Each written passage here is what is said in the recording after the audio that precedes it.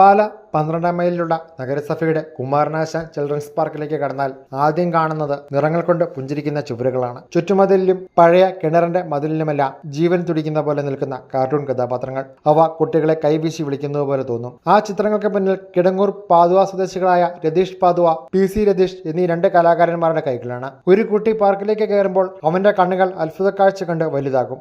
ഇഷ്ടപ്പെട്ട കഥാപാത്രങ്ങളെ കാണുമ്പോൾ കുട്ടികളുടെ മുഖത്ത് തെളിയുന്ന പുഞ്ചിരി തന്നെയാണ് ഈ കലാകാരന്മാരുടെ വലിയ പ്രതിഫലം. ഇത് ഞങ്ങൾക്കൊരു ജോലി മാത്രമല്ല, കുട്ടികളുടെ സന്തോഷം കാണാനുള്ള വഴിയാണെന്ന് ഇവർ പറയുന്നു. 20 വർഷമായി കലാജീവിതത്തിന്റെ ഭാഗമാക്കിയ ഇവർ ആർട്സ് കോളേജിലെ പഠനത്തിന് ശേഷം സർക്കാർ സ്ഥാപനങ്ങളിലും സ്കൂളുകളിലും ക്ഷേത്രങ്ങളിലും പള്ളികളിലും നിരവധി ചുവർ ചിത്രങ്ങളും മ്യൂറൽ പെയിന്റിങ്ങുകളും ചെയ്തിട്ടുണ്ട്.